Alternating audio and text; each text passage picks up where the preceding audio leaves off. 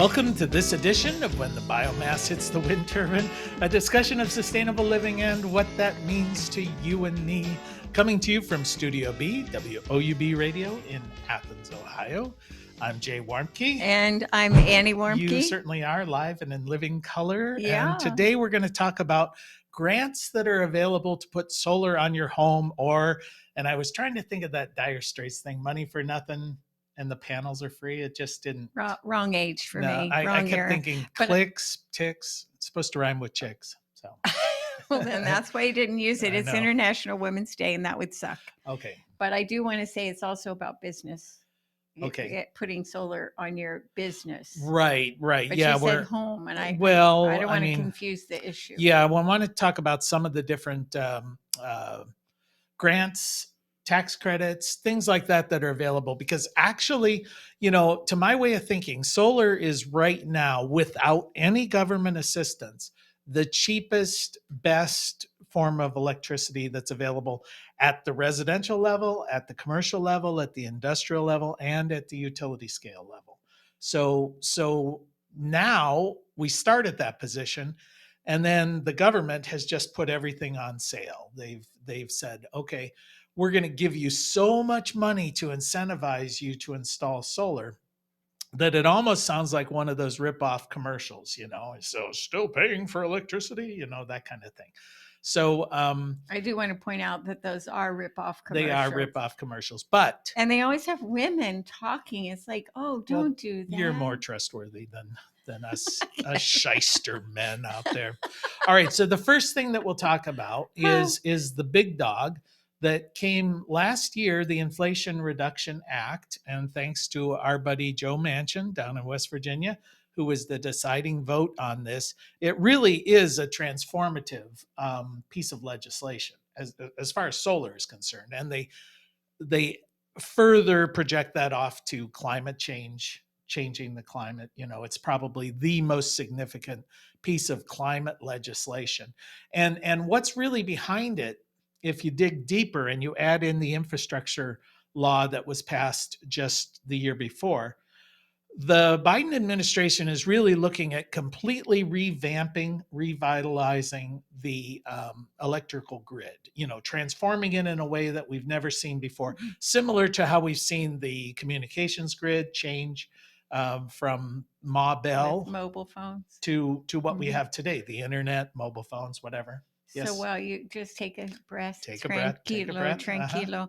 I do want to say that in terms of the Reduction Act, that there has been a strong emphasis on Appalachia and tribal lands. And that's been a real game changer, I think, because they're looking at retooling fossil fuel factories, related fossil fuel businesses and the businesses that support those businesses. And so there's a lot of money pouring into small towns and villages and even more rural areas in Appalachia and tribal lands. Well, we'll get to that here in a second. I always think of that as like the Joe Manchin provision. It's like, all right, I'll give you this thing, but as long as we get a bunch of extra money for West Virginia, then that'll be good. Well, that extends for coal mine retooling, because he owns a few, so he wants to get even richer. Well, if it's his self-interest that's making this program, I'm all for it. Let's give Joe another houseboat, and we'll change the world. Boat. He lives on a houseboat. He does? Yeah, in Washington, D.C., called Almost Heaven. See, now, why would I know that? But anyway. I have no idea, honestly. Yes. I don't. Okay, so let's talk about the Inflation Reduction Act. What it did is it reinstated the 30% tax credit. So the 30% investment tax credit, the ITC, is essentially, it's been around for a while, but it was phasing down. We were down into like 26%. It was going to go to 22%. Then it was going to go away. Well, they kicked it back up to 30%. And this is for residential homes, or it's for commercial businesses, whatever. What's a tax credit? Well, I think that's confusing. Okay, if you pay income taxes, then a 30% tax credit is essentially a deduction from the amount of tax you're paying. It's not an income deduction. Yeah, so if I owe $10,000 and I've got a $5,000 tax credit, now I only pay the government $5,000. So it's right off of Uh-huh. what I owe the government. Okay. It's like real money if you're paying taxes, you know. So 30%. So if you're paying $20,000 for your solar array, that's going to be a $6,000 tax credit. So essentially, you're only paying 14,000. So that's the good news. Well, I mean, you're going to go Assuming. through more. There's more Yeah, discount yeah, than yeah. that. But that's the main one. That's the first one. Okay. And before, people would complain a bit. They would go, "Oh, you know what? We're a nonprofit entity. We're a governmental entity. We don't pay federal taxes, so that doesn't apply to us." Well, what they did here is they said, "Yes, now this does apply to you. We will give you a rebate if you don't pay federal taxes because you're a nonprofit or a government body." Not because you didn't make enough money. That's outside of that. We'll give you a rebate. So that's good. So what you're going to start seeing is churches, community centers, governmental buildings, they can now participate in this tax credit, and get 30% off the cost. Now, the kickers. Okay, there is a 10% tax credit additional if the product that you're installing is made in America. And In they've the got, US, you yeah, mean? in the United Uh-huh. States. So they've got some weird, of course it's government, so you got to make it complicated and X number of percentage of this in this year and next year and so on. Part of the problem was, and this is very much by design, they're trying to get manufacturing of solar products back into the United States. We did that. We invented a lot of these products, but then they were shipped off to China primarily. China made a very focused effort to become the place for manufacturing of solar panels, inverters, all of they wanted to essentially capture that industry, and they did. But the supply chain issue with COVID really pointed out that we're in trouble if we don't have domestic manufacturing capacity. So we're trying to onshore a lot of these things like microchips, solar panels. So they said, all right, we'll give you an extra 10% if you buy stuff made in America. So what's happening is everybody's rushing into America now. They're wanting to manufacture their things here. But it's going to take a couple of years for that to wash out. One of the Yes. things that may be a plus about this too is that because of this and other kinds of uh, the word sanctions isn't the right word, but Incentives? squeezing of China Oh yeah, and yeah, their yeah. economy, we are putting the hurt on them right now from this type of interaction, saying it's got to be American made. We're drawing business Yeah. back into this country that they traditionally have had. Yeah, I wouldn't go so far as saying we're putting the hurt on China because other people are buying from China.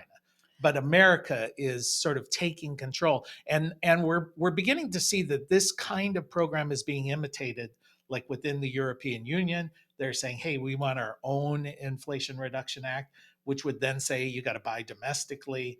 So if this catches on, well then yeah, China's going to have a Well, I problem. just want to say that on the radio this morning, on public radio, which never Never lies, lies, true ever. media, the truth in the media, they were talking about this fair, not so much about solar, but they were talking about, I don't remember what the word was. It was some Cold War word where when they, put the hurt on Mhm. Russia and China for different reasons, and so they were just talking about that they really are feeling a very strong pinch from how we are doing business now. I'll put it that way. Our Right. government is doing business. Yeah, and I don't have a problem with that. I think it's It's great, and I think it's great that we're saying, we need to be local. We need to right. solve some of these issues, and use local products and all that. We talk about that Well, all the with time. solar panels, we had an additional problem because not only did the Trump administration put a 25% tariff on solar Hmm. panels, but a lot of the solar panels were being manufactured by slave labor in the Uyghur district of Or China. children. And so the US government passed a law saying, listen, if it's made there with forced labor, you can't import it. So we were seeing a lot of the panels. And the Chinese did a bunch of shenanigans where they moved their facilities to Malaysia and Thailand and Cambodia. And but it was still the same Chinese panels just being assembled there. And so 80% of the panels in the United States were being imported from those four Southeast Asian nations, but they were effectively Chinese panels, just going around.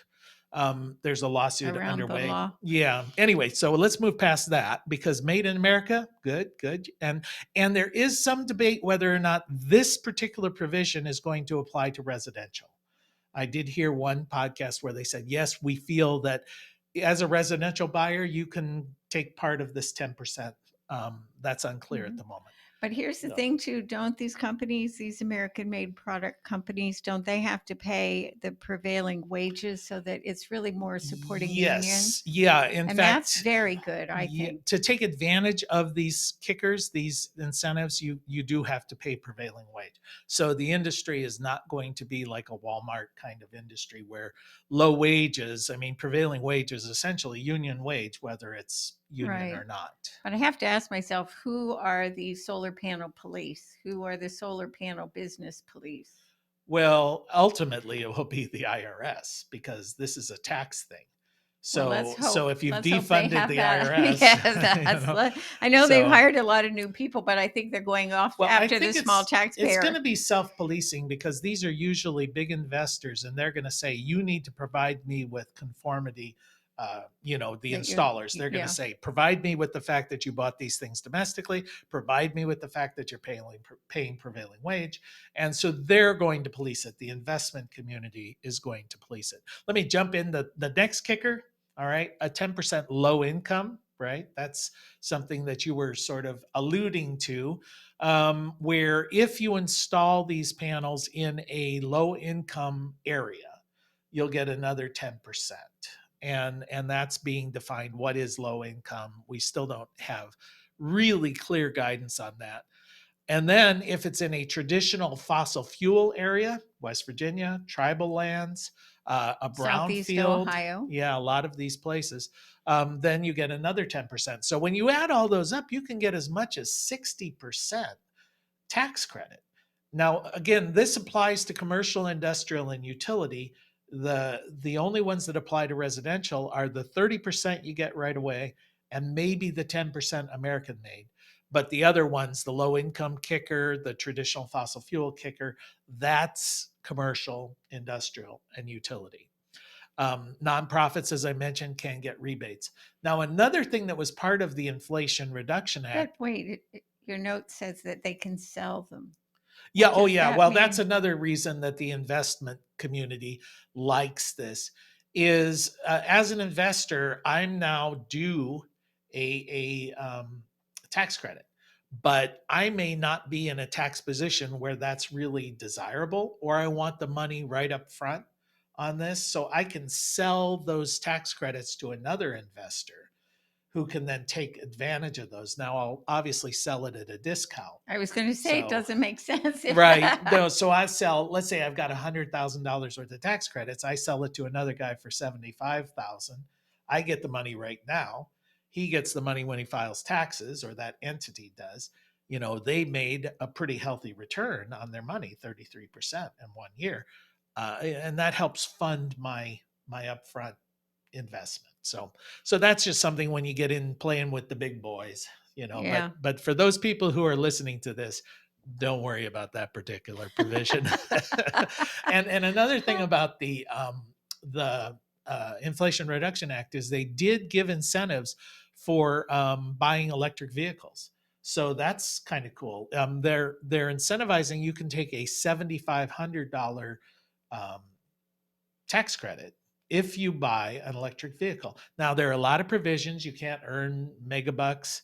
So there's an income cap on that. Plus, you can't buy super fancy cars. It's like Yeah. limited to But I 55,000. also wonder how long's the waiting list for these things because Well, people have been telling me like the Ford F-150 EV is a year waiting list. yeah, let me touch on that. But at this moment, I want to remind everybody that you are listening to When the Biomass Hits the Wind Turbine with Jay and Annie Warmke, coming to you from WOUB Radio in Studio B in Athens, Ohio, reminding you it is indeed the end of the world as we know it.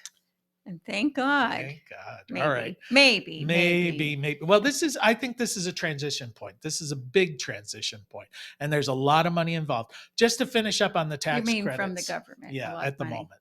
Um, You're so excited to talk about I it. know. You're Hey, like 90 money, miles an money, hour, and money, I'm money, like, money, money, I'm money. gonna like, touch your arm so you take a breath and I All can right. say something. So the electric vehicle credits, the other kicker in this, you're talking about waiting lists. These have to be made in the United States. The vehicles. Yeah, assembled in the United States, and the products that are part of them have to be manufactured. The lithium and the batteries have to be mined here in the United States. So there are no electric vehicles that qualify for this at the moment. So who's monitoring that? What EV Well, that's car going to be police? something that the manufacturers will have to say ours qualifies. As soon as they qualify, they're going to just promote that all over the place. Every commercial is going to see get a $7,500 tax Where credit. does the lithium come from in the United Well, States? there were not a lot of lithium mines, but there are actually, they had closed a bunch. There was in Washington State, there's out in Nevada, there's up in Michigan, there's down in Florida. Lithium is just a salt. And so there is salt, there is lithium available. It's just that it's been cheaper to get it from China. Or actually, a lot of it was mined in Argentina, Bolivia, Chile. Um, Right. but then the cells are made in China and all that. Anyway, all of that's coming home. Now that may be a downside. I mean, now we're going to have mining operations in some of Well, these then there locations. goes my question I always ask, what's the What's the true cost? downside? Yeah, well, No, I no, don't know. not even the downside. What's the true cost? Because that's what it comes to. Well, we'll find out. Hopefully, we'll transition to another battery technology very quickly. Well, aren't they working on that Oh, pretty hard? there's a lot of options out Yeah. there. There's also some money for charging stations. Not in this bill, but the government has some. There's a So program called Consumers just to Power. explain that if you have electric car, you have to be able to plug it in to charge it, and That's that's the what a plan. charging station is. Yeah. So, in fact, even our little podunk co-op, electrical co-op, will give us up to $250 for a charging station. So that's good. All right. Let me jump then on to REAP grants. REAP stands for Rural Energy for America Program. REAP. They love these acronyms. It's run through the USDA, United States Department of Agriculture. And it is a program that only applies to agriculture and small rural businesses. This is not something as a homeowner that you can participate in. So I want to make sure that's clear. But as part of the Inflation Reduction Act, thank Uncle Joe Manchin and Uncle Joe Biden. Everybody's Uncle Joe, moving kind of slow. Anyway, they're At the junction. at the junction, right? So it's they the they increase the amount of money that is in this program by a lot, like 4 times as much money. So it used to be you could only get a grant for 25% of the installation. Now, if you qualify, and this is a competitive grant, you don't automatically get it like a tax credit. Um, then you can get up to 40% of the cost of the installation. So you could get 40% from that and 60% from the other, and then you're really Free basically money, free. free. You Solar have is to put free. it up front, but Yeah, but you get it all still. back in tax credits. And I haven't even talked about accelerated depreciation. If you're a business, you can deduct the entire cost in the first year and take a tax, not a tax credit, but it's a tax deduction. So you can actually end up through the tax code here installing solar on your business and coming away making money by doing it. But a lot of the evaluations that I've been doing for the REAP program, I do some of those here in Ohio. I'm coming back with paybacks of 1 year, 1.2 years, just for the cost of the electricity. And these are 25 or 30-year systems. So, like I said at the beginning of the program, it's never been cheaper. The cheapest option is solar for electricity, and now it's massively on sale. Yeah. So who can apply for this? Well, it's agricultural producers. They define that as a business that makes more than 50% of their income off of agricultural products, livestock or whatever. They're, I think, pretty loosey goosey as to what that means. Like agrotourism would qualify as agricultural, Mhm. but it is a business and it's aimed towards Well, farmers. even That's things like grain dryers. oh, I mean, sure, it's not sure, just some individual farmers have those, but there are also community ones. right. Anything that supports that industry as well, I think, would probably Probably, fall. yeah. I did one for a guy who makes feed bags. Well, Yeah. feed bags is a product, but then it also applies to rural businesses, agricultural or not. And they define rural as if you're in a community or a jurisdiction that has 50,000 or fewer people, and they have That's a a big part little. of It's it's the most of Ohio. eastern the You seaboard get rid of Cleveland, and Columbus, and Cincinnati. California, and everything in between is less than Right. 50,000 pretty much. Yeah, and they do have a nice thing on their website when you go into the REAP program where you can just plug in your address and it'll say you qualify or you don't qualify Hmm. as a rural business. So that's kind of nice. So a lot of people are eligible for this as long as they're a business, not a home. So 40%, not bad. There are a couple of applying deadlines. They only go through the grant process awarding twice a year. So there's a deadline March 31st. So you have to apply prior to that. Yes, and then the next deadline's October 31st. So it's in 6-month increments. If you miss the March 31st deadline, then you're in the next one. So you won't actually get awarded it until almost the end of the year, probably, based on you. So Oh, you're so even though you apply and they say you can have it, you have to wait till October or No, March. they right now, assuming you miss the March deadline, then the next time you can actually apply is October 31st. So you put all the Ah, paperwork together, you throw it into their hopper. I don't know how long they take to review it, probably a couple of months. So you probably won't know that you got the grant until January, somewhere in there, maybe February, who knows. But then you get the money and you've got a certain amount of time to spend it. So that's good. They also have a loan program, a guaranteed loan program, where you can get up to 75% of the cost of your system guaranteed. And apparently the way this works, I'm not that full of details on that, is that you negotiate your loan and then they guarantee it. So the right. federal government is kind of, so this is more if you don't have good credit kind of situation. Maybe you'll get a lower rate. I don't know. Well, the other thing too is that you can't borrow all of the money from anywhere. Right. 25% has to come out of your pocket. Right. And you can get a combination of the grant, 40%, and then you could get some loan guarantee, but it can't exceed 75% of the total project. Mhm. So that's good. And then another option that's out there, another place to get money, are called RECs, renewable energy certificates, or SRECs when they're targeted directly towards solar. And an SREC, there are only a few states, and they happen to be sort of right in the Great Lakes, Midwest kind of region. The states that Tell me a have few states RECs, what. that have Oh, these SRECs. but Most states, Ohio's not one of them. Ohio is one of them. They are? I thought we Yeah, didn't have them. I we thought do, but they're not worth they're much. yeah, they're Yeah. such a like pennies. Yeah, so the states that do have an SREC program are Ohio, Illinois, New Jersey, Massachusetts, Pennsylvania, Maryland, Washington, D.C., Delaware, North Carolina, and Virginia. So those are the states where you can participate in the SREC program, but not every SREC program in every state is the same. And what this is an incentive for you to sign up and install. It's like carbon credits is basically what it's like. You sell your carbon credits, your It's SRECs, all virtual, on the really. market. Yeah. It's well, these vary a lot. Like in Ohio, an SREC, which represents 1 megawatt hour of production from your system, so that's 1,000 kilowatt hours. That sells for $5, right? So you get $5 a year for an SREC. But if I lived in Massachusetts, I would get $278 for that SREC.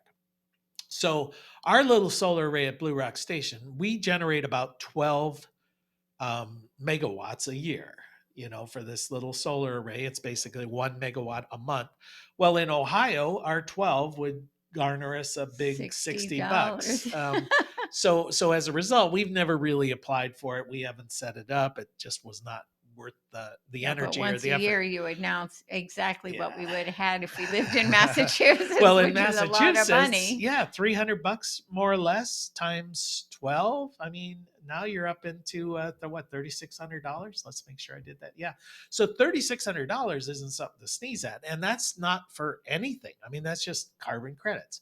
And it's even better if you're in Washington, D.C. It's $410 a rec. New Jersey, 223. But Illinois takes the cake, right? Because Illinois' SRECs are selling. They're only selling for like $80 right now. At least that's the best number I could find. But they will pay you 15 years up front when you install Wow. the system. So on They're top of they're they're the gambling boys. yeah. So on top of all of these other incentives, you can get a big check back from the state of Like a Illinois for your rebate. recs. Yeah. So I've talked to some installers in Illinois and they're saying, "Hey, when we put the numbers together, I mean, our customers are getting $10,000 back, not well, they have to pay up front, but they get it all. But Right. now they're So the actually making rebate. $10,000. Now for the installers, it gets a little bit dicey because the government says, yeah, we're paying for these 15 years. That thing better produce what you're claiming it's going to Yeah. produce. So don't fake it. Yeah, and so oftentimes you're estimating or guesstimating and saying I think it's going to produce this much over the period of time it doesn't. Well, you as the installer are liable for that underproduction, and the government could in theory come after you. But there are So no solar police. yeah, well, maybe not, but in what it's done is it's made people, good installers, conservative in their estimates of what Mhm. these systems will actually But produce. that's what installers learn anyway is, over like have a bigger system to make sure you cover it, but don't guarantee anything. Well, that's what I teach when I'm teaching solar is Yeah. saying, under promise, over deliver. Yeah. But unfortunately, out there in the industry, not everybody behaves that way. Often they're selling pipe dreams to consumers. And as a final thought on this, because I'm obviously very hyped about solar, but we're in this If people moment. really knew you, they know just how hyped you are. Yeah, well, we're in this moment now Ah, where we've got the aluminum siding salespeople going out there, and you'll see these YouTube commercials, or you're still paying for electricity, and people are banging on doors saying, "I'll sell you this stuff," and it usually is overpriced, under delivered, and oftentimes these people are pretty shady characters. So buy solar, right? If you want solar, go out and buy it. Don't be sold solar. Don't let somebody convince you need solar. Go out, find get a couple of bids. There are a lot of reputable people out there. Buy the solar. Well, we're out of time. And you have been it's been listening. like a roller I coaster know. today. You have been listening to When the Biomass Hits the Wind Turbine with Jay and Annie Warmke. I am here. Coming to you from Studio B, WOUB Radio in Athens, Ohio. We want to thank our effervescent producer, Adam Rich.